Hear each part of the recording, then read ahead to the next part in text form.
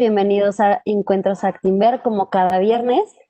El día de hoy tenemos una perspectiva bajo la visión de política, dirigida con Julio Serrano, director ejecutivo de Capitales, y nuestro invitado especial, Armando Ríos Peter, ex senador de la República, mejor conocido como el Jaguar. Bienvenidos todos. Sí, hola a todos, qué gusto estar de nuevo en este panel político y contar como siempre con la presencia aquí de Armando. En el último mes pues han pasado muchas cosas muy interesantes y yo ya el otro día que hablaba con Armando le decía, oye, pues que ya sea el día que hablemos con toda asesoría y con todos los clientes de Actinver, porque pues, hay muchas cuestiones que hay que platicar. Y hoy vamos a cambiar un poco el formato. Primero nos va a dar una plática, una breve plática a Armando, y de ahí le tengo algunas preguntas muy interesantes que hacerles, que ustedes también, cuando las escuchen, les van a gustar, porque hay muchos temas muy relevantes y de mucho interés. Pues Armando, bienvenido, qué bueno estar aquí contigo otra vez, y ahora sí, pues te cedo la palabra y adelante.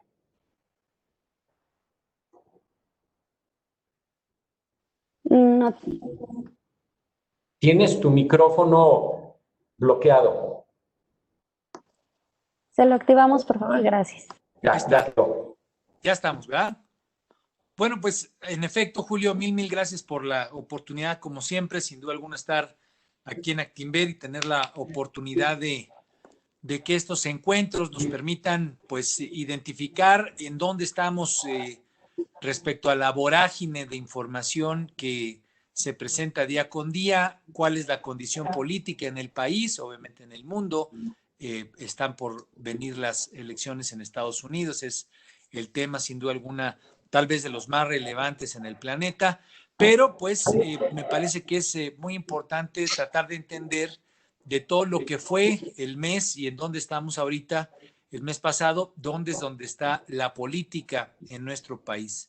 Ya lo decíamos en la ocasión anterior, estamos, mi querido Julio, a punto de, pues, de que arranque propiamente la dinámica electoral, si no es que ya se adelantó, aun cuando ya empezó el proceso formal desde arranque de septiembre, pues ya empezamos a ver cómo los partidos políticos, la propia sociedad organizada, empiezan a afilar sus baterías para lo que será pues la madre de todas las batallas. Es la elección más grande que ha habido en la historia reciente de México, la elección que viene el próximo 6 de junio. Y bueno, pues obviamente la política está claramente identificada y ubicada en ese contexto. Yo quiero empezar, si les parece bien, con 5 láminas que rescaté de un documento que recientemente presentó GEA, Grupo de Economistas Asociados, y es una encuesta que hace CONISA. Este es un documento que lleva ya pues varios años, si no es que ya algunas décadas, presentándose por parte de GEA, y que me parece que nos da una referencia interesante de dónde están pues algunos de los temas relevantes: la aprobación del presidente López Obrador, la aprobación de su política pública, en dónde están los partidos políticos. Si ponemos la siguiente lámina, nos las vamos a echar rápidas precisamente para entrar en el contexto de la discusión o digamos de las preguntas que bien comenta Julio, pero creo que es pertinente tener un marco de en dónde está ahorita el país, por lo menos respecto al presidente y su partido. Aquí lo que ustedes ven es una evaluación de cómo están las políticas públicas del gobierno. Hemos escuchado en muchas ocasiones, y de hecho hace apenas unos días circuló en redes sociales una encuesta que ubica a Morena como partido, como el mejor posicionado para poder ganar las elecciones que vienen. Pero siempre es muy importante, más allá de pues estas encuestas que luego no sabe uno quién las firma. Ahora en las redes sociales se acostumbra a que nos lleguen documentos, obviamente como parte de la propaganda política, que modifican pues las impresiones, modifican las percepciones. Creo que esta encuesta de GEA nos da pues un parámetro interesante de en dónde está no solamente la aprobación presidencial, sino en dónde está la aprobación de su gobierno. Y eso es muy importante tener siempre claro. No es lo mismo la aprobación a López Obrador como personaje, como presidente, como una persona que genera, pues sí, muchas veces posiciones a favor de unos en contra de otros, polarización sin duda alguna en las imágenes, que la manera en la que la gente evalúa su gobierno, las políticas públicas. Como ustedes ven aquí en la gráfica, no me voy a clavar analizándolas demasiadas, quiero solamente que en esta exposición sea pues una suerte de contexto general de dónde estamos, pero la gráfica del lado izquierdo, ¿qué es lo que nos dice? ¿Qué tanto éxito cree usted que ha tenido el gobierno de Andrés Manuel López Obrador en materia de? Describe después una serie de rubros: combate a la pobreza, mejoramiento de salarios, reducción del empleo, impulso al crecimiento económico, disminución de la inflación, o incluso del lado derecho, mejoramiento de la educación, atención a la salud pública, defensa del país ante el exterior, combate a la corrupción, mejoramiento de la seguridad. Pues obviamente son pues prácticamente todos los temas, o digamos, engloban, me parece, estos temas, la gran mayoría de preocupaciones que tienen los mexicanos. Y como ustedes pueden ver de esta evaluación que arrancó al inicio pues de diciembre del 2018, que es una evaluación que ellos hicieron empezando el sexenio, pues ha tenido una caída continua, ¿no? Salvo algún incremento, algún escalón positivo que tuvieron ahí en septiembre del 2019, ya en septiembre del 2020, pues lo que vemos es una caída continua, prolongada, en términos de las percepciones, rozando el 10% de aprobación, o que la gente considera qué tan exitosas han sido, pues evaluaciones, por ejemplo, en el combate a la pobreza, solamente del 9% como aprobación. Entonces, me parece que vale la pena tener esto en presencia. Y pasamos a la siguiente lámina, porque a final de cuentas es lo que siempre en las discusiones hay que tener presente. Una cosa es cómo la gente ve las políticas públicas, lo que está haciendo el gabinete, los resultados que tiene el presidente López Obrador con respecto a su aprobación. Y esta lámina a mí me interesó y creo que es pertinente tenerla, porque hemos caído en una suerte de mito que muchas veces a mí me toca, pues obviamente escucharlo en preguntas que me hacen en algunas conferencias que doy o en las pláticas con amigos, en fin.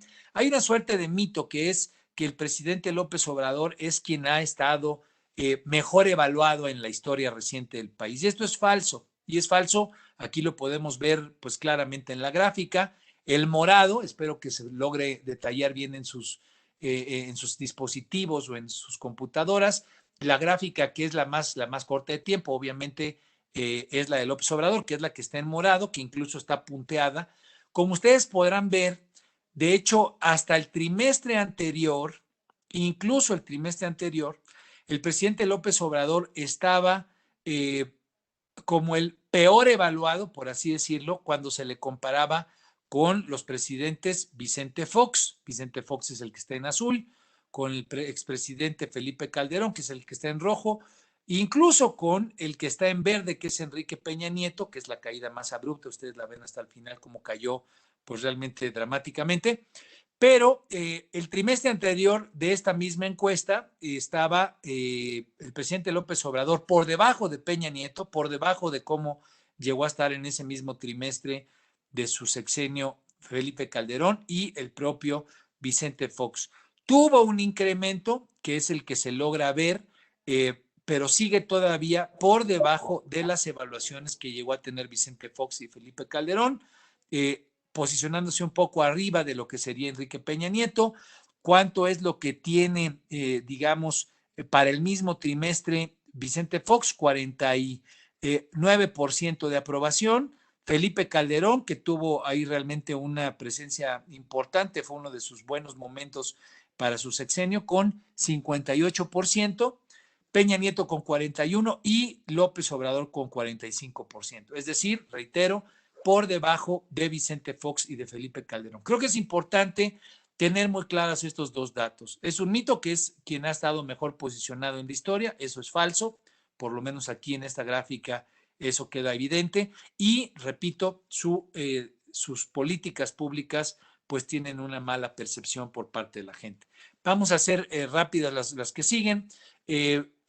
Hay un dato, lo hemos comentado aquí, este tema de la revocación del mandato. Como ustedes saben, en 2021 sería la elección intermedia, pero en 2022 estarían convocados los mexicanos y las mexicanas a votar por si el presidente debe de mantenerse en el cargo o debe de ser retirado de él. Y a pregunta expresa, si se convocara a votar sobre la permanencia del presidente de la República en su cargo, ¿por qué opción votaría usted? ¿Que permanezca en el cargo hasta que termine su sexenio o que se revoque su mandato antes de que termine su periodo? Y como ustedes pueden ver, ahí la gráfica roja, por la revocación estaría el 42%, mientras por la permanencia estaría el 34%. Un 24% que no sabe, pues siempre obviamente eso puede cambiar los resultados, pero al día de hoy es mayor la cantidad de gente que estaría por revocarle el mandato al presidente López Obrador que la que plantea que permaneciera, 42 frente a 34%. Vamos a la siguiente para ver cómo están los partidos políticos. Aquí están pues consideraciones específicas sobre el PRI y el PAN, que han tenido, digamos, una mala racha, aunque se han recuperado recientemente, pero bueno, después de la elección del 2018 y obviamente con una caída fuerte desde el 2016, que es lo que aparece aquí en la serie de tiempo.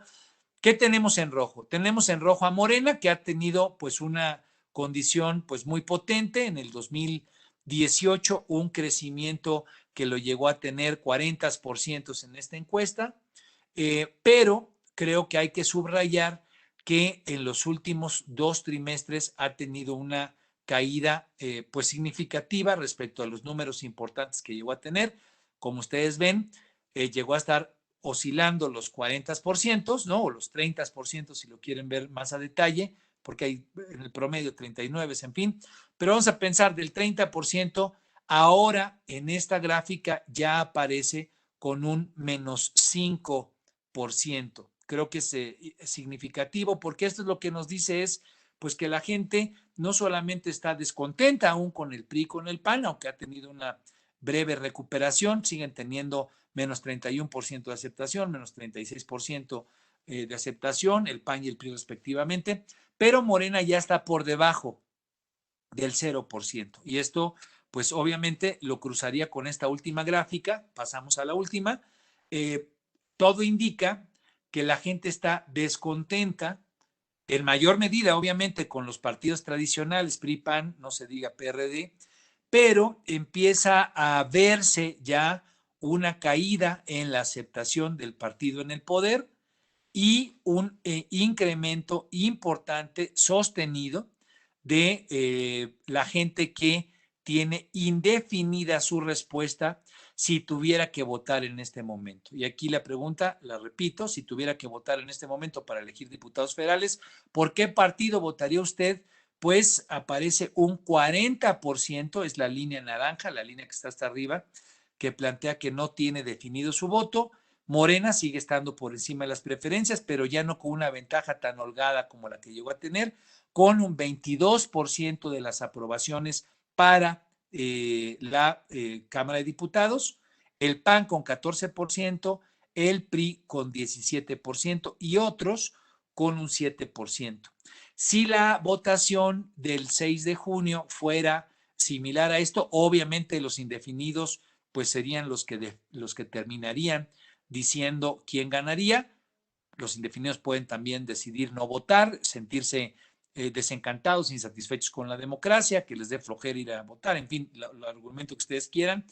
Pero el PRI y el PAN en sumatoria podrían estar arriba de Morena, esto es un dato relevante, y aun cuando en los otros pueden estar algunos de los aliados como el Verde y el Partido del Trabajo, pues tal vez no sería suficiente para poder rebasar la sumatoria total de lo que pueda representar Moreno, quedarían más o menos lo que pueda representar el PRI y el PAN, o podrían quedar más o menos empatados si todos los votos de los otros se fueran a aliarse con Morena, cosa que pues no es del todo claro. Por lo pronto en otros podría estar Movimiento Ciudadano, que es un partido que no está, digamos, en la línea discursiva con el presidente López Obrador del todo. Eso es, Julio, las gráficas que me parece que nos dan un contexto general de dónde estamos y obviamente pues estoy abierto a que podamos hacer el conversatorio como lo comentabas tú. Sí, perfecto. Pues muy interesantes las gráficas. Armando, y yo tengo la primera pregunta. ¿Y cómo es el entorno nacional una vez que ya pasó el segundo informe? Porque el siguiente informe pues, ya va a ser después de las elecciones, ¿no? Ya va a ser posterior a las elecciones de 2021. Entonces, ¿cómo ves el entorno nacional ya que pasó este informe de gobierno? Bueno, yo creo que es muy importante tener claro que el 1 de septiembre el presidente López Obrador pues se enfrentó a dar o a presentar un parte de gobierno, una serie de resultados que no son del todo satisfactorios y seguramente para él no lo serán, aunque públicamente no lo reconozca, puesto que nos encontramos con una serie de frentes que están abiertos y que desafortunadamente siguen abiertos. Empezaría por el tema sanitario. En el tema sanitario, como todos sabemos, se ha rebasado la cifra de 80,000 muertos. Solamente tengamos como referencia, lo comentaba yo en la ocasión anterior, cuando López-Gatell empezaba las proyecciones respecto a la pandemia, él decía que un escenario en el que hubiera 60,000 muertos sería catastrófico. Esa es una frase con la que él calificó esa cifra. Pues hoy hay 82,000 y tantos muertos, hombres y mujeres que han perdido la vida precisamente por el COVID.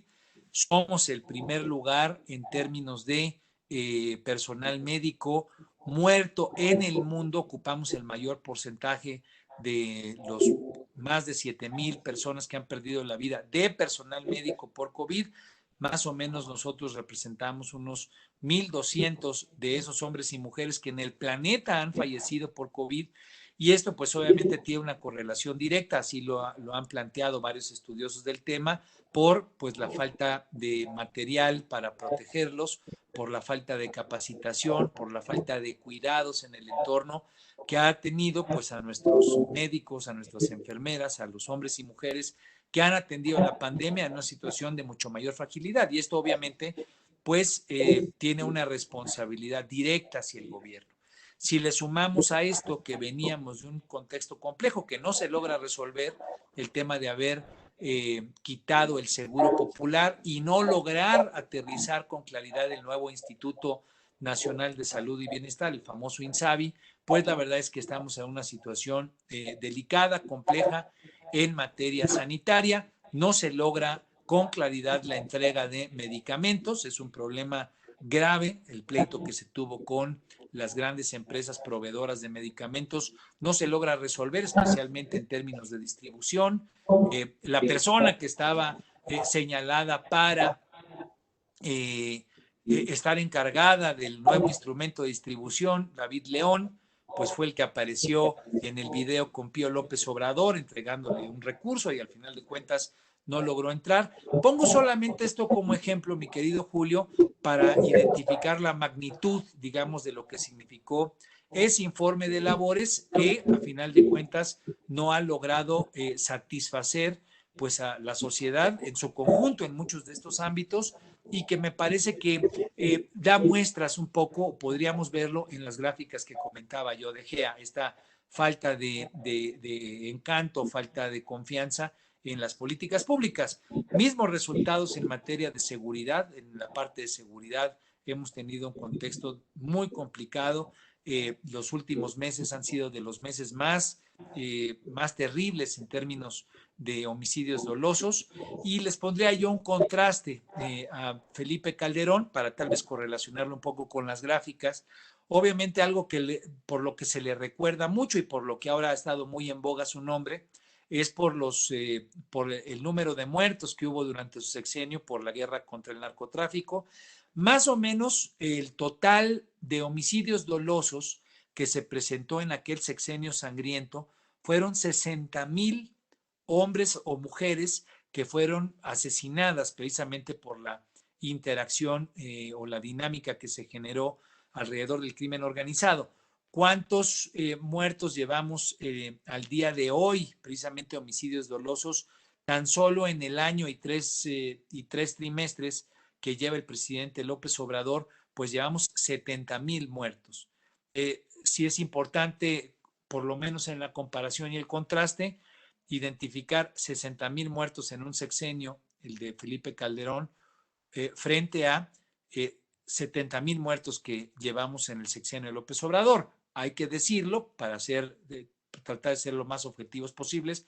Este incremento fue dramático, este tipo de cifras fueron dramáticas durante el sexenio de Peña Nieto, pero este gobierno, el actual, no ha logrado revertir, más bien lo ha dejado estable el número de homicidios dolosos por mes entre los 2,500 y los 3,100 por mes, cifras que realmente son aterradoras si las comparamos con lo que fue el otro sexenio o con el dato que posiblemente usé en la ocasión anterior. A mí me parece escalofriante.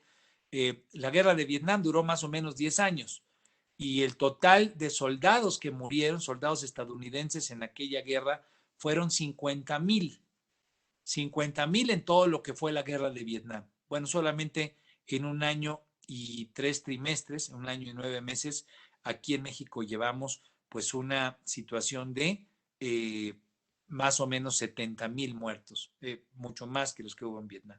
Y me parece, para cerrar el comentario, obviamente si hubiera más consideraciones, el tema económico pues no pinta bien, no ha pintado bien desde el arranque del sexenio. Obviamente el COVID vino a pegarnos duro, pero bueno, pues siempre está la preocupación de que las calificadoras vean dificultades en términos de los próximos meses o en el horizonte del próximo año respecto a nuestras finanzas públicas, aun cuando el presupuesto, y posiblemente podremos ahondar en ello, trata de tener finanzas públicas sanas, pues hay muchos que empiezan a sentir preocupación de qué tan viable, qué tan sostenible serán esos balances fiscales positivos de parte del gobierno. El hecho de que los fideicomisos se hayan quitado, estamos hablando casi de 98,000 millones de pesos, todavía falta que pase en el Senado, pues deja muchas dudas de si el presidente no está echando mano más bien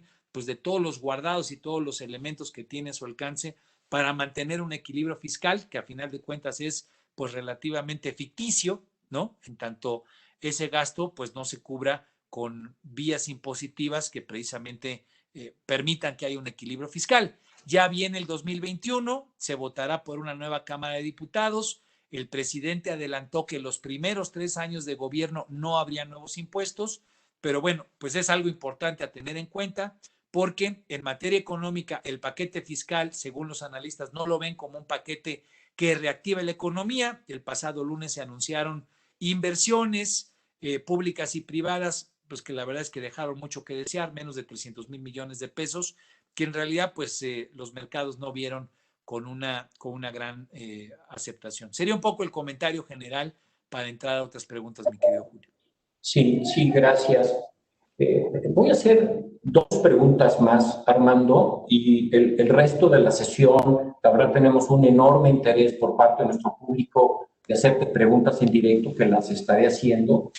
Pero yo veo 2 temas relevantes y que han tenido y que han salido en medios de prensa internacionales y que al final del día sí tienen un efecto en la evaluación de mediano y largo plazo en los mercados financieros, ¿no? Y por eso el objetivo de hacerte la pregunta. Esta tiene que ver con la resolución de la Suprema Corte, ¿no? ¿Cuál es tu opinión? Y más que nada en cuestión de qué pasa con las instituciones en México, si se hizo si se debilitó a las instituciones o no, porque esto sí tiene un valor muy importante para los inversionistas extranjeros que están todos los días revisando las valuaciones de muchos países, entre los que está México y entre los que están las acciones que cotizan en bolsa.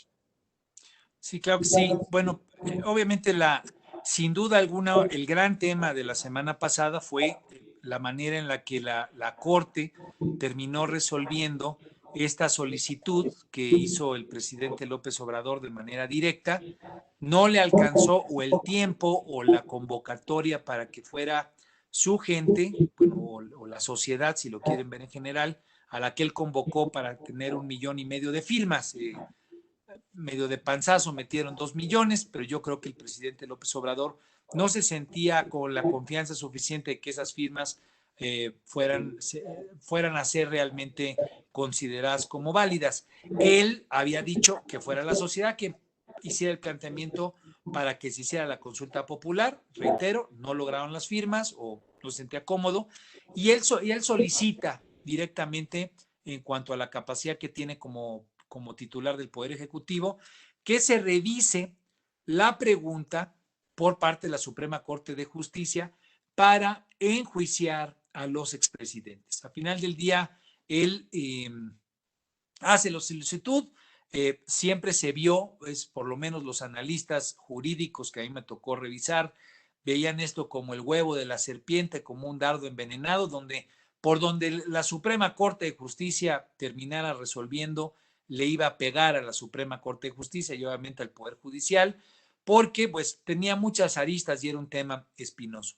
Luz María Aguilar, el ministro ponente, presentó una propuesta, un proyecto a discusión, en el cual originalmente su planteamiento es que la pregunta, en los términos que había sido enviada, era inconstitucional, que se violentaba el debido proceso, que se salía, digamos, al sumar a 5 expresidentes de los cánones en los cuales hay que perseguir los delitos, especialmente considerando que quien tiene el monopolio el monopolio del ejercicio, digamos, de la parte penal es la Fiscalía, lo que fue el Ministerio Público.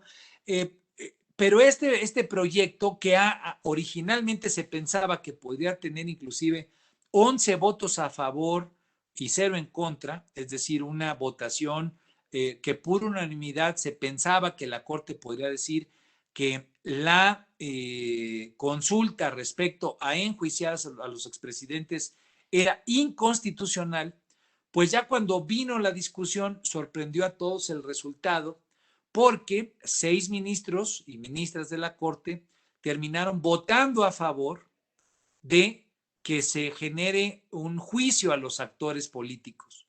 Solamente 5 votaron en contra y lo que hicieron fue cambiar la redacción de la pregunta, Julio. Me parece importante profundizar un poco en que se echaron una maroma los ministros y las ministras. La Suprema Corte, pues según los estudiosos claros del derecho, lo que dicen es pues que terminaron haciendo más política que en revisión jurídico-constitucional. Eso me tocó ver a muchos especialistas que fueron muy duros con la Corte, críticos en ellos. En la conversación digital, por ejemplo, como una aproximación, tampoco le fue bien a la Corte. Muchos de los ministros fueron señalados precisamente por un voto que lo consideraron absurdo, que lo consideraron equivocado. Y ese voto, digamos, me parece que nos debe de llevar a lo que sigue. En esa crítica a la Suprema Corte, que me parece que quedó, aunque trataron de lavar cara con la pregunta, con la modificación de la pregunta, me parece que sí hubo pues un abollón a la imagen de la Corte, quien, repito, por parte de distintos grupos, fue calificada de haberse más plegado a los intereses políticos que a la formalidad y la profundidad constitucional o de la revisión constitucional. ¿Por qué? Porque lo que hicieron fue cambiar una pregunta y la dejaron tan ambigua que lo que abre es la posibilidad de que en los próximos meses haya mucha política, mucha comunicación política y obviamente mucha tensión política alrededor de cómo quedó redactada. Y la quiero leer porque en realidad dice todo y nada. En esa redacción de una supuesta, de una posible consulta, pues la verdad es que los ministros medio trataron de quedar bien con Dios y con el diablo, ¿no? O sea, le dieron por su lado al presidente López Obrador y trataron de lavar cara. Entonces lo que dejaron fue, se las leo, es una pregunta, ustedes mismos tendrán su consideración, pero repito, me parece barroca y ambigua. ¿Estás de acuerdo o no en que se lleven a cabo las acciones pertinentes con apego al marco constitucional y legal para emprender un proceso de esclarecimiento de las decisiones políticas tomadas en los años pasados por los actores políticos encaminadas a garantizar la justicia y los derechos de los posibles víctimas? Dice todo y nada, ¿no? Pareciera nada más que les faltó decir a los ministros y quítale el número que pensaste y con eso sale un resultado. Pero en este planteamiento, que es el que ya quedó en firme y sobre el cual en el mes de agosto del 2021 podría haber una consulta popular, obviamente si se tuvieran los casi 8,000 millones de pesos que ha dicho el Instituto Nacional Electoral que tendríamos que tener para realizar esa encuesta o esa pregunta. ¿Qué es lo que quiero señalar? La Corte le dio por su lado, reitero, al presidente López Obrador, y él de inmediato ha estado aprovechando el tema para continuar con su línea discursiva. Va a enjuiciar a los expresidentes, ya acotó un poco más en voz de Santiago Nieto que los que más podrían encuadrarse en el perfil de delito serían Felipe Calderón y Enrique Peña Nieto, toda vez que los otros, Vicente Fox, Zedillo y Carlos Salinas de Gortari, posiblemente los delitos ya hubieran prescrito. Pero esto lo que nos deja muy claro es que este tema pues va a ser utilizado en la guerra de narrativas de cara a la elección del 2021. El presidente va a tratar de montarse en esta discusión, sabe que el tema del pasado sigue estando a flor de piel de muchos mexicanos y mexicanas, sabe que el tema de la corrupción es algo que sigue, digamos, indignando a mucha gente, y me parece que él va a centrar sus baterías en Felipe Calderón, no tanto así en Enrique Peña Nieto. Respecto a Enrique Peña Nieto se ha dicho incluso, ayer, una interesante columna en la cual se habla de cómo entre Enrique Peña Nieto y López Obrador ha habido una suerte de pacto de acuerdo. En esta columna del Universal la mencionan como un pacto de caballeros, en el cual el pacto es no meterse mucho con Peña Nieto. No así con Felipe Calderón, con quien pues es bastante público que existen desavenencias, que existen confrontaciones. A mí me parece, solamente adelantando o especulando un poco sobre el tema, me parece que el tema de que se esté juzgando en los Estados Unidos al exsecretario de Seguridad Pública, a García Luna, pues podrá ser una excusa para poder enfocar muchas más baterías en esta guerra de narrativas, en este juicio a expresidentes, en esta búsqueda de que el presidente López Obrador posicione sus temas y sus activos frente a la elección del 2021 contra Felipe Calderón Hinojosa. Habrá que ver, habrá que esperar, pero yo sintetizaría de tu pregunta, mi querido Julio, pues sin duda alguna sí queda una fricción a nuestro Estado de Derecho o a nuestra defensa del Estado de Derecho, que es el mandato supremo que tiene la Suprema Corte de Justicia, porque jugó con dos elementos. Tratar de darle la vuelta bajo una perspectiva jurídica a una pregunta que tiene un claro contenido político, y no apegarse de manera exclusiva a el mandato que le da pues nuestra división de poderes, que es buscar en todo momento que no haya un uso político de la ley. El presidente sale ganando, no estuvo bien calificado, debo decirlo, por lo menos en la conversación digital, también recibió un fuerte golpeteo, pero para efectos prácticos tendrá pues un buen margen de maniobra con esta pregunta ambigua para poder posicionar su tema y, repito, enfilarse, creo yo, mayoritariamente para atacar a Felipe Calderón. ¿Y por qué lo creo? ¿Por qué cerraría con mi comentario? Porque pues creo que pegándole a Calderón le pega, como veíamos en las gráficas, pues a uno de los partidos que más podrían competirle en algunos distritos electorales, que es el Partido Acción Nacional.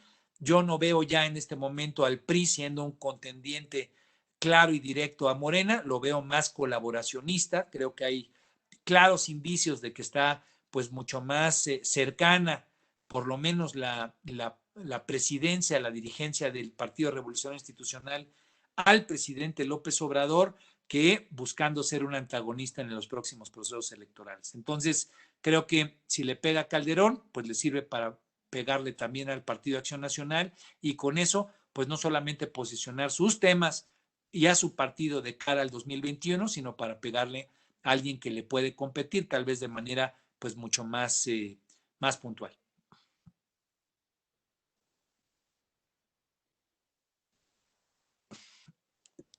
Activamos tu micrófono.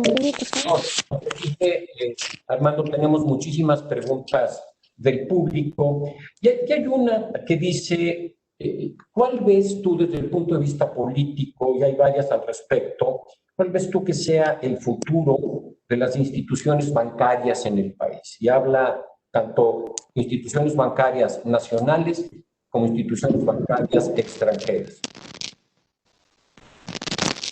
¿Cuál sería el futuro político, el futuro de las instituciones bancarias. ¿Se oye bien?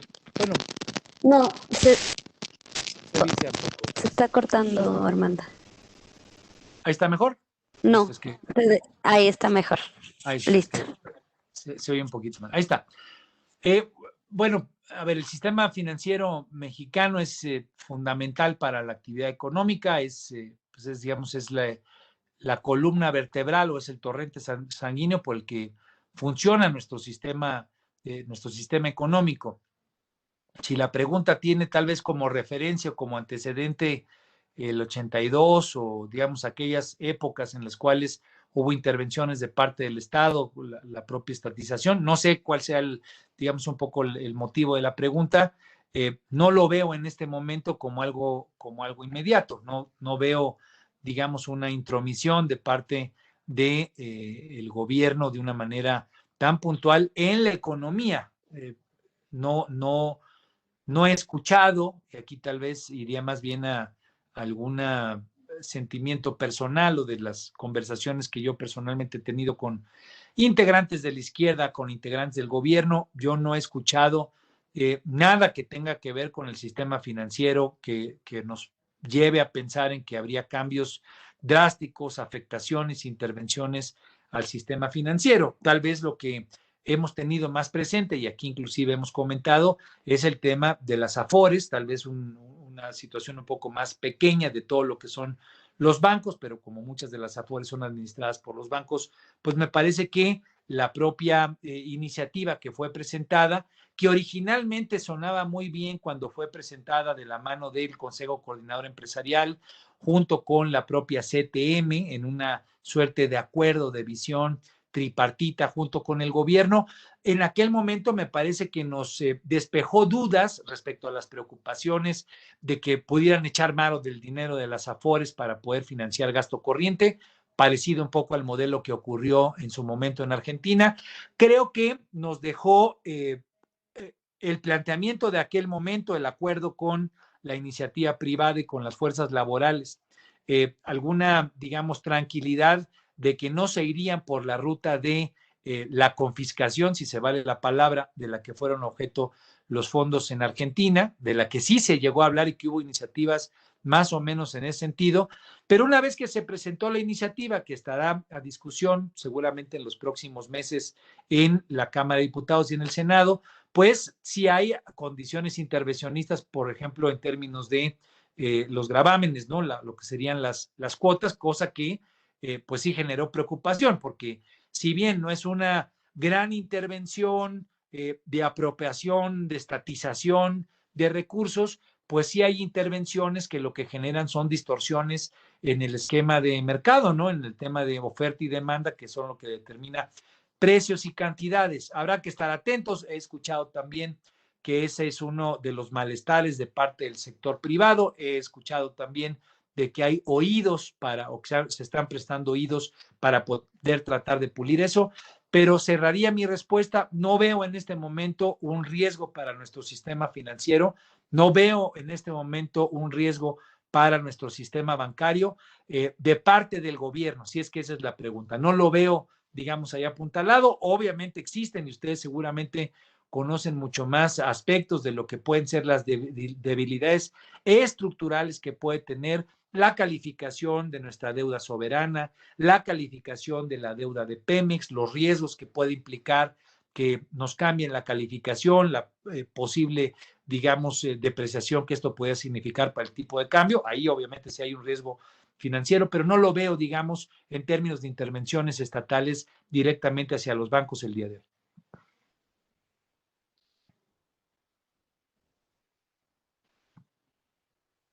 Tu micrófono, Julio, por favor. Aquí tengo una película una pregunta muy interesante que dice, la probabilidad de que gane Joe Biden es ya muy amplia. De ganar Biden, ¿qué pasará con la política energética en México? Bueno, a mí me parece que digamos, la sensación que quedó después de la presencia del presidente López Obrador en la Casa Blanca, en algo que los demócratas leyeron como un apoyo implícito claro, puntual o explícito, si lo quieren ver así, a los republicanos, pues tendrá consecuencias. Ya lo comentábamos en las ocasiones anteriores, los demócratas ya tuvieron una situación similar, la tuvieron cuando la elección de Bush padre, donde Salinas se la había jugado con Bush. Clinton, precisamente por esa razón, mantuvo casi durante un año y meses en ascuas a la administración de Salinas de Gortari sobre si se firmaría o no el Tratado de Libre Comercio. Yo creo que los demócratas estarán en una posición mucho más dura respecto al presidente López Obrador que la amabilidad o la cercanía con la que se ha evidenciado la relación entre Trump y el presidente de México. Creo que hay intereses claros de parte de los estadounidenses, repito, no solamente demócratas o republicanos alrededor del tema energético, no es algo nuevo. Me parece que con el énfasis que le ha puesto Biden, especialmente al tema de las energías renovables, de las energías limpias, los demócratas han sido pues campeones en ese sentido. California pues es como que una de las grandes cajas de resonancia, que a final de cuentas me parece que significarían una posición más dura de parte del nuevo gobierno norteamericano en caso de que ganara Joe Biden respecto a la política energética en el país en términos generales, en términos de exigencia de que se cumpla con el marco regulatorio que se aprobó en la reforma en el sexenio de Enrique Peña Nieto. Y especialmente me parece que habría pues mucho más puntilleo en el tema de energías limpias, porque ahí es también donde este gobierno pues ha sido más dubitativo o incluso ha generado mayor desconfianza. Recordemos que hace algunos meses Rocío Nale sacó este dictamen que generó pues una enorme polémica en la que se limitaba prácticamente toda la inversión que ya estaba instalada en materia de energías renovables. Entonces, yo creo que va a haber una pierna dura de parte de los demócratas en caso de que ganen. Creo que el tema energético va a ser pues uno de las puntas de lanza en el asunto, aunque no va a ser el único. Yo creo que uno de los espacios en los que los demócratas van a ser especialmente enfáticos y duros va a ser en el tema laboral. Recordemos que el nuevo TEMEC, el nuevo tratado o la nueva versión de lo que fue el Tratado de Libre Comercio, deja cláusulas importantes para garantizar que esta competitividad que tuvimos durante pues 20 largos años debido al diferencial de costo en mano de obra, ellos pues, lo enfatizaron, lo puntualizaron, lo redactaron en el nuevo TEMEC como algo en lo cual podría haber intervención de parte de las autoridades estadounidenses, y es algo que pues en este momento sin duda alguna, me parece que sería uno de los principales puntos a remarcar por parte de la administración demócrata, recordando que pues gran parte de los equilibrios de poder del Partido Demócrata tiene que ver con las fuerzas laborales, con las fuerzas sindicales en los Estados Unidos. Creo que esos serían dos de los espacios en los cuales un gobierno de Biden pues insistiría en la relación económica de una manera pues mucho más enfática, con mucho mayor fuerza, exigiéndole cumplimiento al gobierno de López Obrador, y pues ahí me parece que habría tal vez cambios respecto a la política que ha venido manteniendo la actual administración mexicana, más en un contexto de garantizar lo que está escrito en la Constitución y más impuesto por parte del nuevo gobierno estadounidense. Hay otra pregunta relacionada con Biden también muy interesante y tiene que ver con cuál va a ser la actitud del gobierno americano en el caso de que Biden sea presidente con respecto a la violencia, al narcotráfico en México y a la seguridad nacional. Tengo varias preguntas relacionadas con el tema. ¿Habrá presiones del gobierno americano o presiones económicas para reducir la violencia o reducir el narcotráfico en México? ¿Y qué ves? Si se puede lograr o no se puede lograr. Bueno, hay que decir algo que creo que es importante. La gente en México, digo, esa es mi percepción. Mucha gente en México se siente más contenta de que gane Biden a que gane Trump, porque sienten que pueden cambiar muchas de las actitudes pues de abandono, de falta de atención o de cercanía con López Obrador, la que a ustedes les guste, que han percibido de parte de Trump o de esta sensación también de que fue muy críticos a los mexicanos cuando habló de los migrantes. Es decir, hay un esquema de ánimo o de mal ambiente de parte de muchos mexicanos contra Trump. Y en ese sentido, mucha gente se siente pues más animada de que gane Biden, pero yo en las pláticas, cuando les pregunto qué opinan de las políticas de Biden, pues nadie sabe qué onda con las políticas de Biden, no porque no lean de las políticas de Biden, que eso pues podría ser, tal vez le dirían de otras cosas, sino porque no se sabe mucho de las políticas de Biden. Biden ha sido realmente crítico, especialmente en sus posicionamientos, no solamente respecto a México. Esta es una sensación que existe en muchos foros de discusión allá en los Estados Unidos. En el caso específico de seguridad, yo no tengo nada registrado de declaraciones de parte de Biden o de los demócratas. No me permitiría adelantar que ellos serían mucho más enfáticos respecto al tema de narcotráfico o al tema de seguridad. Las administraciones republicanas o demócratas, especialmente las demócratas, digamos que fueron las de Obama, no fueron del todo protagonistas importantes, digamos, en términos de la lucha contra el narcotráfico. Si bien existió el Plan Mérida como un acuerdo más impulsado, me parece, por conveniencia del propio Felipe Calderón y por una intención de tener una dinámica bilateral, esa es la sensación que yo tengo, pues tal vez los episodios que tenemos de coparticipación, pues no nos dejan una buena experiencia como el tema de Rápido y Furioso. Rápido y Furioso, recordemos, fue este episodio en el cual se enviaron cargamentos de armas, digamos, con conocimiento claro de parte de las autoridades estadounidenses, no para bloquear la llegada de dichas armas, ni para hacer algo realmente contundente para evitar la violencia, sino más bien para tener identificados a los grupos y a los actores delictivos por parte de la autoridad estadounidense. Por lo menos es ahí hasta donde tenemos un conocimiento de esa trama pública. ¿Qué es lo que quiero dejar un poco en mi comentario? Es difícil prever cuál sería la actitud de ellos respecto a el tema del narcotráfico, respecto al tema de la inseguridad. Podrían ser mucho más activos siempre y cuando, me parece, como estadounidenses vieran que los intereses de los estadounidenses aquí en México se pongan en riesgo, no por un aspecto, digamos, de buen vecino que quiere apoyar a otra nación. Eso no me ha tocado verlo de parte de las autoridades estadounidenses, por lo menos en el registro que tengo de los últimos 20 años, donde hay administraciones republicanas y administraciones demócratas. Entonces, no tenemos muy claro qué es lo que va a hacer Biden. No nos preocupemos mucho, tampoco los gringos tienen muy claro qué es lo que va a hacer. Más bien se juega en la elección estadounidense con el desánimo, la molestia, la sensación emocional que se tiene en contra de Trump. Si los estadounidenses tienen esa sensación, pues un poco la evidencia respecto a México y respecto a América Latina, si lo vamos al hemisferio, pues es muy poco clara respecto a posiciones públicas de quien podría llegar a la Casa Blanca.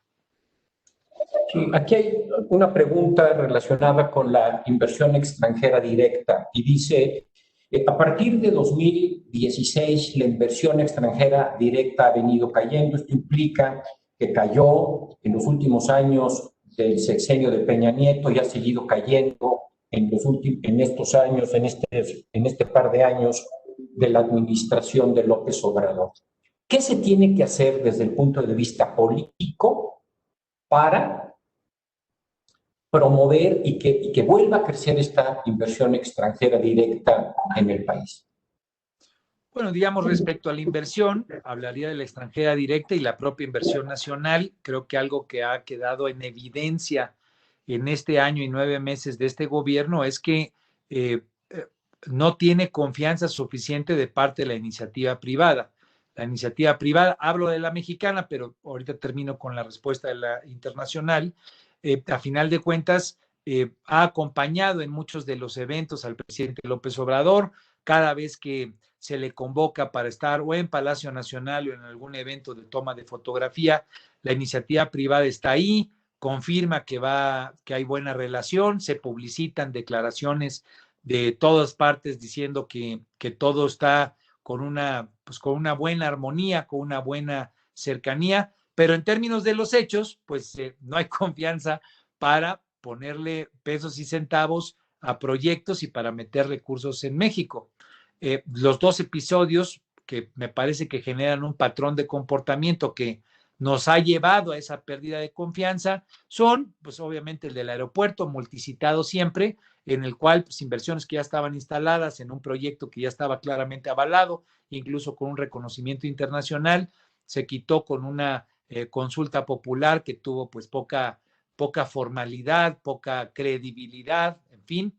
Y después pues, yo lo juntaría, o siempre me parece que es importante juntarlo con el hecho reciente de hace algunos meses, donde Constellation Brands, con pues, alrededor de 1.200 millones de dólares, ya con una definición claramente aceptada de inversión extranjera, en este caso norteamericana, pues fue quitada precisamente por otra consulta. Entonces, son dos ejemplos y los inversionistas no necesitan muchos ejemplos para aprender o para entender en qué confiar y en qué no confiar. ¿Cómo podría reactivarse la inversión extranjera directa en un momento en el cual pues, es necesario que entren recursos, el contexto de la economía en caída por las distorsiones que generó el COVID y por las propias distorsiones que generó esta pérdida de confianza, además de proyectos públicos pues que no generan mucho ánimo, que no se ven tan contundentes, tan claros, que no generan buenos datos, más los problemas que pueden tener las empresas públicas como Pemex. En fin, tenemos un contexto, digamos, delicado económico, donde la inversión extranjera directa podría ser un gran instrumento, una gran herramienta para poder reactivar la economía, generar empleo y obviamente que haya un flujo de recursos importantes que además de todo en el mundo están presentes y están atentos buscando a ver en dónde hay oportunidades. Eso, Julio, sin duda alguna tú lo tienes más claro y más presente que yo y que muchos de nosotros. El dinero hay, me parece que está buscando oportunidades. ¿Qué es lo que sería indispensable hacer? Sería construir, consolidar, pues un plan precisamente para la reactivación de la inversión extranjera directa. Esto implica desde el lobbying para la misma hasta el diseño, la definición, el diálogo que nos permita identificar proyectos que se vuelvan interesantes, que se vuelvan atractivos.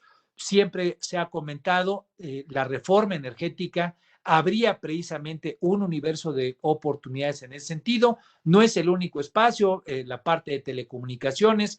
México, como un país de 130 millones de hombres y mujeres consumidores, pues siempre ha tenido la posibilidad de abrir esa capacidad. Somos un país grande, pero se requeriría un plan con esa claridad.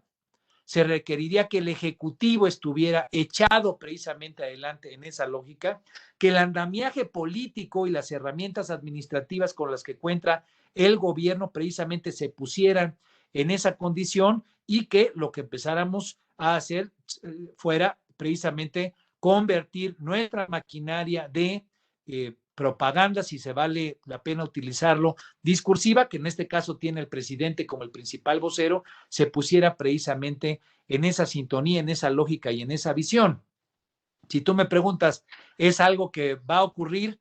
Pues no le pondría $1, ¿no? Le pondría 5 centavos de dólar para no dejar de apostarle algo que creo que no está precisamente en la agenda inmediata de parte de la administración, toda vez que creo que aun cuando tenemos resultados económicos complejos en el horizonte inmediato del próximo año completo, me parece que antes, al estar la elección intermedia como la condición necesaria para que este gobierno sobreviva, ¿y por qué digo sobreviva? Si gana la elección intermedia, pues se manda una señal de que puede ganar la revocación de mandato. Si la pierde, pues la señal es en sentido contrario. Creo que es una señal delicada para efectos políticos y sociales para esta administración, por lo que no veo que el tema económico lo vaya a tomar con esa fuerza, especialmente abanderando convocar inversión extranjera a que llegue a nuestro país. Correcto. Ahora hay una pregunta que tiene que ver con expectativas hacia adelante de que ponga la actual administración más impuestos. Y la pregunta dice, ¿consideras tú que en el paquete fiscal de 2022, hay varias relaciones con esto, vendrán nuevos impuestos? Y en especial a los impuestos a las pensiones? Bueno, sin duda alguna habrá un reordenamiento de los impuestos, un incremento de los mismos y seguramente la creación de nuevos impuestos en el 2022, en el paquete fiscal del 2022, mismo que se elaborará por una nueva Cámara. Dependerá obviamente mucho de cómo esté configurada esa Cámara. Si es que la oposición gana, me parece que ese va a ser el dique para una reforma fiscal. Creo que ese va a ser el dique. Habrá que ver cuántos priistas están en esa nueva Cámara. Yo creo que los priistas van a ser la bisagra y en esa condición de reforma fiscal, si tienen chance de darle mayoría al gobierno, se la van a dar. Así es como creo que jugarían los priistas. Si la mayoría opositora no depende del PRI, creo que bloquearían una iniciativa de cambios fiscales por parte de la administración de López Obrador. Lo que sí es seguro es que el presidente López Obrador va a mandar una iniciativa o una propuesta de reforma fiscal. Seguramente será una propuesta de reforma fiscal pues, con una visión mucho más progresiva. No tendría alcance en este momento para detallar demasiado el tema de las pensiones. Sobre todo habría que ver antes qué significa la propia reforma de pensiones. Hay pues un costo implícito a la nómina fuerte en la propuesta que hay ahorita, casi están pasando del 9% al 15% que tendrían que meter los empleadores. No han reaccionado ahorita mucho respecto a ese costo implícito que significa que los empleadores tengan que ponerle más dinero. No es un impuesto como tal, pero es un incremento en las aportaciones, implícitamente es un mayor gasto para los empleadores. Habría que ver cómo termina ahorita para poder anticiparse respecto al 2022. Pero lo que sí digo con toda contundencia, porque así lo ha reiterado el presidente López Obrador, es que él metería un cambio en el tema de los impuestos. Impuestos nuevos como cuáles, como el impuesto a las herencias, del cual se está hablando inclusive en este momento. No sé si se vayan a aventar el tiro de desdecir lo dicho por el presidente López Obrador. Veo en este momento que no sería así, pero lo he escuchado que el tema de las herencias podrían empujarlo en este mismo paquete fiscal. Si no es así, pues es uno de los ejemplos que pueden ser pues muy claros y evidentes en la próxima reforma fiscal. Cosas como las que siempre han estado a debate, el tema de consolidación, el tema de mayores impuestos a las ganancias en bolsa, mayores impuestos a digamos, a los dividendos de las empresas. Me parece que son cosas de las que el presidente sin duda alguna echará mano en alguna propuesta que, repito, presentará sin duda para el 22 con una nueva Cámara. Dependeremos de cuál es la configuración de esa nueva Cámara. Si la mayoría opositora no depende del PRI, creo que la bloquearían. Si la mayoría opositora depende del PRI, yo creo que el PRI terminaría jalando con el presidente y esa reforma tendría pues obviamente un aval de parte del Congreso. Oye, tenemos muchísimas más preguntas, Armando. Podríamos quedarnos unos pocos minutos más contigo porque siguen llegando las preguntas. Hay un enorme interés de escuchar tu punto de vista. Ya sabes que yo feliz. Encantado. Y fíjate que aquí hay una relacionada ahorita que hablamos de los impuestos. Uno de nuestros clientes pregunta que si ves factible políticamente establecer el impuesto, el IVA, al alimentos y bebidas, o es algo que no lo va, porque es, tal vez aquí dices, uno de los impuestos más parejos que puede haber y más generalizado. Entonces, ¿tú lo consideras que es factible políticamente o que no es factible? Yo creo que es un tema totalmente inviable, políticamente hablando. Es un tema que se empezó a discutir desde la época de Fox, cuando él hablaba del famoso copete. Después fue una propuesta que presentaron Felipe Calderón a su modo, cuando trató de poner este 2% generalizado que iba a dedicar o destinar a la pobreza. Fue uno de los temas que trató de revisar, por lo menos en conversaciones, Peña Nieto, pero me parece que en todo ese proceso es un planteamiento que, si bien hace sentido en términos económicos y recaudatorios, y que además de todo, pues da ciertos contextos de equilibrio respecto a quien gana más, pues consume más, en fin, este tipo de cosas. Creo que es un tema que quedó totalmente estigmatizado y que sin duda alguna representa lo que el presidente López Obrador más critica y más ataca, que es este periodo neoliberal. Entonces yo no veo a él echando mano de un instrumento de este tipo. Me parece que además de que hay en la argumentación pues críticas de que esto le puede pegar también a los que menos tienen, la gente que menos tiene dedica mayor porcentaje de cada peso a alimentos y medicinas, de tal manera que un impuesto a ello en el margen les termina pegando más. Siempre hay una discusión a favor o en contra, depende de dónde estás alrededor del tema del IVA, pero lo que es un hecho es que políticamente está totalmente estigmatizado, se le ve como un impuesto neoliberal y yo no veo que el presidente López Obrador avalaría o utilizaría un instrumento de ese tipo, toda vez que toda su narrativa está precisamente construida para destruir, para ir en contra de aquellos pilares de lo que él consideró el neoliberalismo y que además de todo es donde su base discursiva le da base social, base de poder y a final de cuentas entrega entregables en términos de su trabajo como administrador público. No lo veo. Ok, aquí hay una pregunta que está más relacionada con temas de finanzas y dice, ¿qué han hecho los inversionistas en bolsa extranjeros y los inversionistas nacionales, entendiéndose por fondos de inversión y por afores, qué han hecho en el mercado y en especial las afores? Creo que es un tema más que me toca a mí, Armando. Los inversionistas extranjeros han estado vendiendo la bolsa ya desde hace tiempo, han bajado sus inversiones ya desde hace un buen rato, y también por el lado de las afores están subinvertidas en la Bolsa Mexicana de Valores.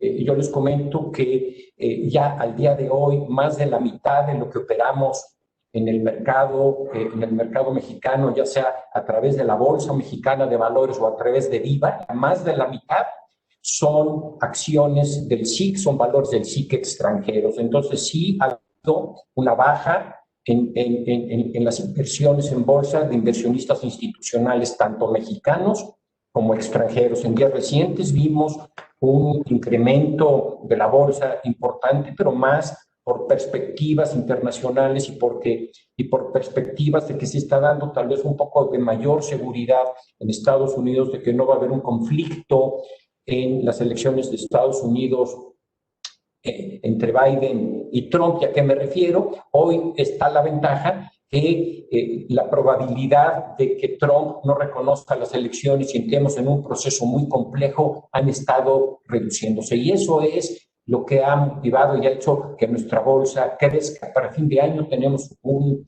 nivel de bolsa de 38,500 a 39,000 puntos, y para el próximo año, para diciembre del próximo año, tenemos una perspectiva de 41,500 a 42,000 puntos, todavía obviamente lejos de los niveles que alcanzó la bolsa en julio de 2018, que llegó a 51,000 puntos. Aquí hay otra pregunta relacionada con el tema de pensiones, porque mencionabas que sí podrían venir impuestos a las pensiones. Y aquí lo que dice es, ¿y qué haría entonces con los fondos de pensiones, o qué pasaría con los empleados de fondos de pensiones si pusiera un impuesto, entendiéndose a instituciones? ¿Qué pasaría con los fondos de pensiones de CFE? ¿Qué pasaría con los fondos de pensiones de IMSS? ¿Y qué pasaría con los fondos de pensiones de Pemex? ¿Sería una reforma al sistema de pensiones de las AFORES o sería una reforma fiscal que incrementara impuestos también a estos fondos de pensiones que acabo de mencionar? Sí, digamos, a mí me parece que es importante no elucubrar demasiado en algunas cosas que tal vez hay que ver primero en el corto plazo. ¿Qué pasa con el principal para poder entender qué podría pasar en segundo momento con otros temas? Yo no veo un cambio en los impuestos en este año, primero que nada. En este año, al 2021, la propuesta que hay no trae, digamos, nuevos impuestos, no los trae en este tema de las pensiones, no es un tema que en este momento sea una preocupación respecto a algo que el Ejecutivo haya planteado. ¿Qué es lo que sí planteo y a qué me refiero con el principal?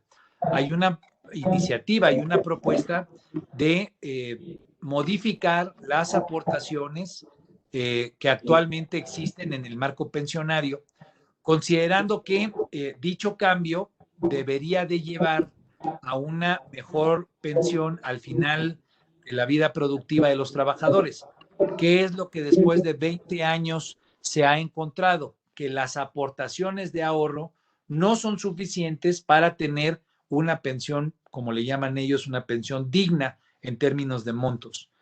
¿Dónde es donde hicieron la propuesta o en qué encaminaron la propuesta? La encaminaron precisamente a tener un incremento en la aportación de los empleadores, no así de los trabajadores, para que ese dato, y lo puedo traer equivocado en los porcentajes, pero era algo así de pasar del 9% actual al 15%. Ese es un costo implícito a la nómina. Hoy un empleador pues va a pagar más por cada trabajador si es que esa iniciativa pasa como está planteada. Además, existe pues esta crítica, repito, de que la autoridad regularía un poco digamos, las comisiones y los costos, digamos, de administración del fondo pensionario. ¿Cuál es el punto importante respecto a tu pregunta, Julio? Eso todavía está a discusión. Eso todavía está a discusión. Es un tema que está en la Cámara de Diputados, si no mal recuerdo. Es un tema que se va a estar discutiendo. No sé cuánto tiempo vayan a tardar, pero es parte de la discusión que va a estar presente. El sector privado, en la representación del Consejo Coordinador Empresarial, avaló esta propuesta. La avaló originalmente. La Coparmex en aquel momento no dijo mayor cosa respecto a este incremento. Yo recuerdo que yo escribí sobre ese asunto haber sido hace 2 meses, y precisamente lo que yo sugería era la necesidad de que se amplíe la información precisamente a los empleadores, a los empresarios, porque implícitamente pues hay un costo ahí que tendrían ellos que pagar. Entonces, sin hablar de impuestos, repito, el tema de los impuestos yo lo patearía hacia el próximo año, donde reiteraba yo en mi primera respuesta, hay que ver qué pasa primero en este tema. Me parecería delicado, por lo menos es una opinión, que si se logra consensuar con el sector privado que haya un incremento respecto a la aportación de parte de los empleadores, que eso implícitamente después vaya a traer un impuesto adicional que también le pegue a los trabajadores, o habría que ver ya en el contexto de los fondos pensionarios. Pero hoy me parece que hay que estar mucho más atentos al tema de la iniciativa que especular respecto a impuestos. Creo que esta iniciativa requiere de mucho análisis, de mucho detalle. Reitero, el tema de que se vaya a regular el tema de los costos de administración por parte de los fondos pensionarios, pues me parece que eso por sí mismo hace o hará que salte la iniciativa privada, porque pues es una regulación que contraría la lógica de mercado y que distorsiona pues temas de oferta y demanda que pues terminan siendo nocivos para la sana administración de los propios fondos. Sí, aquí hay otra pregunta y me la hacen a mí, Armando, y dice, soy cliente de Actinver, ¿cuánto incrementarían los impuestos? Como acaba de mencionar Armando, pues hoy todavía no tenemos visibilidad de cuáles serían y de qué proporción se tendría que hacer, porque hay impuestos en la renta fija, hay impuestos en dividendos, hay impuestos a la renta variable, y hoy no tenemos forma de saber la proporción y de cuánto sería. Obviamente, durante el próximo año vamos a estar muy atentos y muy cerca de ustedes para, en cuanto lo sepamos, hacérselos saber de manera muy clara y muy puntual. Aquí hay otra pregunta. Julio, sí. Te interrumpo rápido. Yo con mucho gusto la próxima vez hago una presentación de cómo queda el paquete fiscal. ¿Qué es lo que, por lo menos para que se quede tranquila la persona que preguntó, y obviamente pues todo el auditorio, en este momento, y es una decisión política de López Obrador que hay que subrayar? López Obrador dijo desde que entró que no habría cambios en los impuestos, incrementos a los impuestos durante sus primeros 3 años de gobierno. Sí lo quiero subrayar para que no haya confusión. Durante los primeros 3 años él dijo, no va a haber nuevos impuestos. Y ha sido consecuente en la presentación del paquete fiscal de los 2 años anteriores. Y en este, donde lo que se presentó el pasado 9 de septiembre fue un paquete fiscal donde viene la ley de ingresos, el presupuesto de egresos y los criterios de política económica, no viene ningún incremento de impuestos. Es posible que la Cámara ajuste por inflación impuestos como el del refresco, es posible que lo hagan, ¿no? Pero no hay ningún nuevo impuesto, de tal manera que en la pregunta en la que tal vez de mis comentarios se generó alguna confusión, sí creo que es pertinente entenderlo. No hay en este paquete fiscal nuevos impuestos. ¿Cuándo podría haberlos? O cuándo, mejor dicho, creo que sin duda alguna los va a haber en el paquete fiscal del 2022. Sí, es correcto, es hasta 2022, por eso yo respondí la pregunta diciendo que hoy no lo sabemos. En el momento que tengamos mayor visibilidad, por supuesto que se lo haremos conocer a todos nuestros clientes, si es que hubiera, porque tampoco hoy se sabe a ciencia cierta si aumentarán todos o en qué forma. Aquí hay otra pregunta que tiene que ver ahora con un poco de política.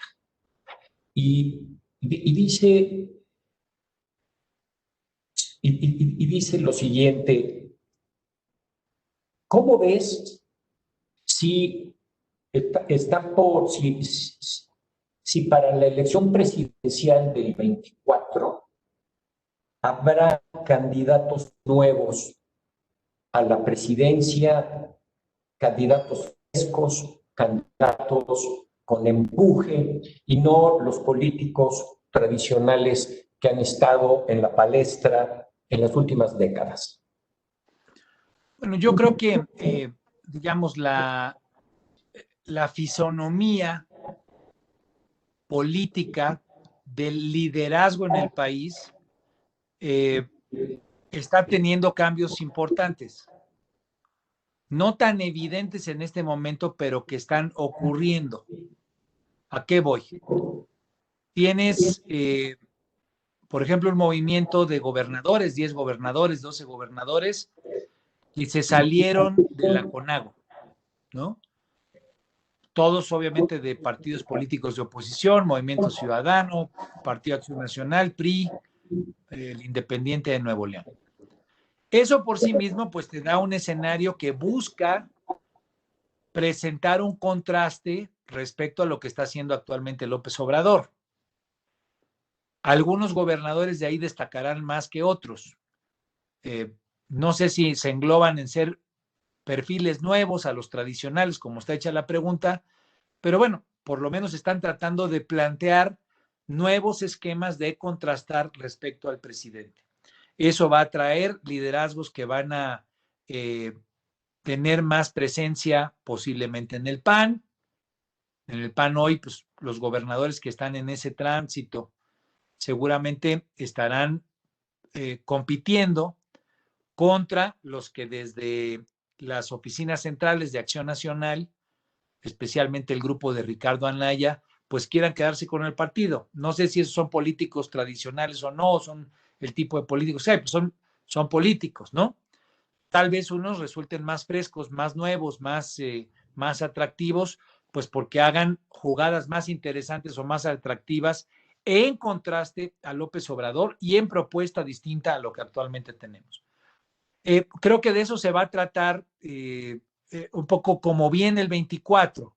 ¿Quiénes logren contrastar? Bueno, pues va a haber nuevos gobernadores también. Vas a tener 15 nuevos gobernadores a partir del 2021. ¿Cómo contrastan, cómo actúan, cómo se comparan con lo que hay ahorita? Bueno, pues es algo incierto, habría que ver cada caso, pero ahí hay otra área de oportunidad. Pero una tercera que me parece que es importante y significativa es que hoy la forma en la que funciona la comunicación descentralizada, la información dinámica y descentralizada también, y sobre todo la organización social, que hoy es pues mucho más potente, mucho más veloz, nos permite ver cómo hay fenómenos sociales que explotan de pronto, que irrumpen en el escenario político y que demuestran la aparición de nuevos liderazgos. Pueden ustedes, por ejemplo, voltear a ver a Frena.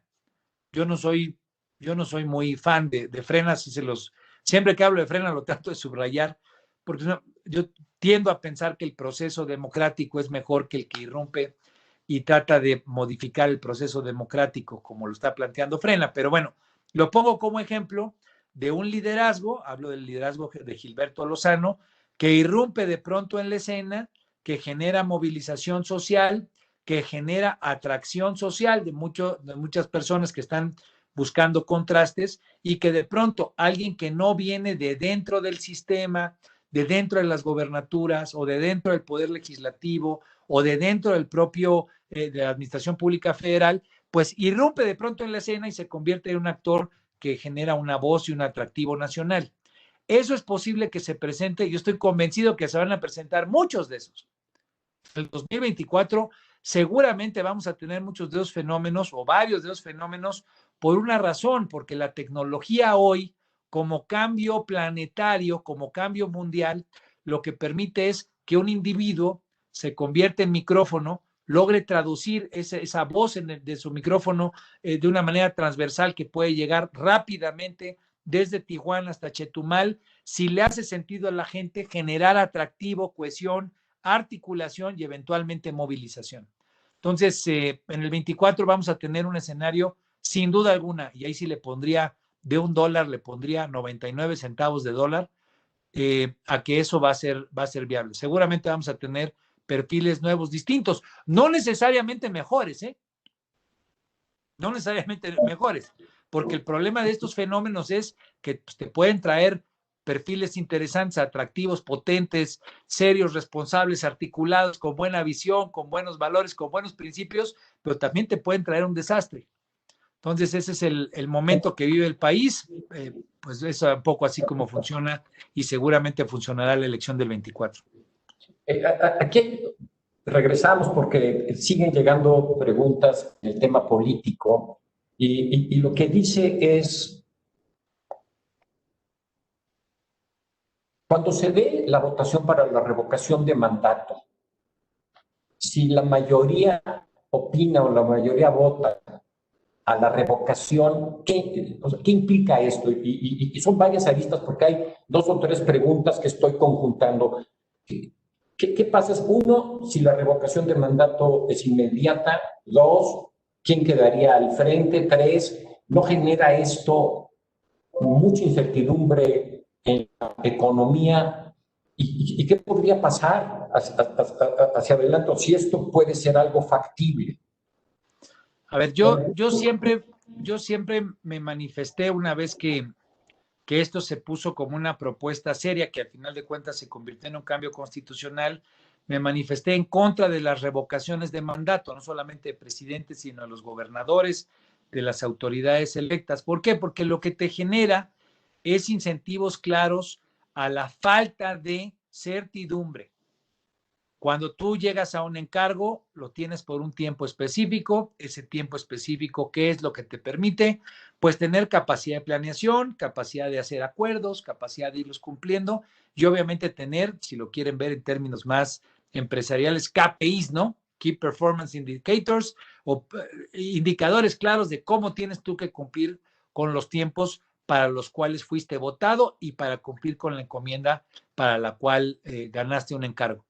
Problema de la revocación, y claro, los actores políticos en contra, la oposición, pues no está articulada para tratar de estar todo el tiempo desestabilizando y ganar la revocación de mandato. Hay certidumbre respecto al tiempo, 6 años, 4 años, 3 años. Bueno, ¿qué es lo que quiero subrayar con esto? Se votó algo que, siendo disruptivo de nuestro esquema tradicional, busca darle, esta es la argumentación política, busca darle a la sociedad la capacidad de quitar a aquel que no está haciendo bien las cosas. El problema es que se generan todos los incentivos perversos para que la oposición esté todo el tiempo enchinchando que las cosas no se están haciendo bien. Mucha gente tendrá pues argumentos claros, etcétera, pero a final de cuentas el proceso de incertidumbre se instala. Es un tema que genera incertidumbre política a mi juicio. Bueno, ya está en nuestra Constitución. ¿Qué pasará? Pues estamos instalados en que viene una elección intermedia.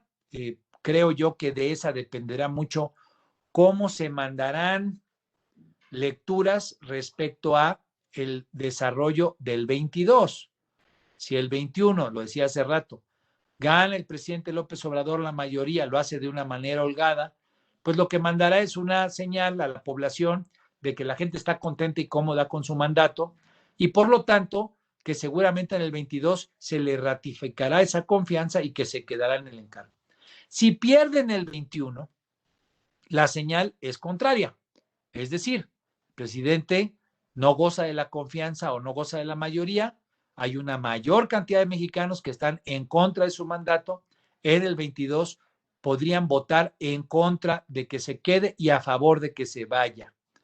¿Quién se queda? No tengo claro ahorita en la memoria quién es el que se queda en el proceso intermedio, pero el presidente sale, tiene un tiempo específico para terminar, digamos, actividades, no es que salga al día siguiente, no lo creo que esté redactada así la ley, pero el presidente termina su turno, ya no puede gobernar los dos últimos años. ¿Y qué es lo que viene?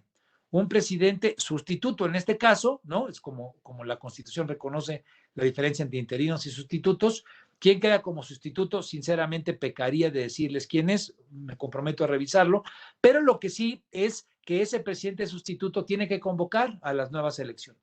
Entonces viene un nuevo proceso electoral y votaremos o no votaremos, dependiendo del resultado, por nuevo presidente de la República o no en su caso. Aquí hay otra pregunta y si nos concedes de aquí unos 7 minutos más que podamos estar contigo con estas preguntas hasta las 11:30, ya nos vamos a pasar media hora, pero hay muchísimas preguntas. Yo feliz. Una pregunta tiene que ver con, ¿qué has escuchado si en la Comisión Nacional Bancaria y de Valores están preocupados por una posible alza muy importante en el nivel de cartera vencida de los bancos? Si eso se escucha en el ambiente político o es un tema que no está en el ambiente político. En el ambiente político esto va relacionado tal vez con la pregunta muy al principio de la entrevista que tenía que ver con qué podía pasar con las instituciones financieras en México. Sí, sinceramente no he escuchado nada en lo personal, y lo tengo que subrayar, no sé si por falta de conversaciones en las últimas semanas y tiempo con gente de la Comisión Nacional Bancaria y Valores, pero no tengo identificado, por lo menos en mis lecturas, regularmente siempre cuando hay ruido, pues eso termina convirtiéndose en artículos, señales, mensajes que se presentan en los medios de comunicación. No tengo, digamos, eso en un radar inmediato.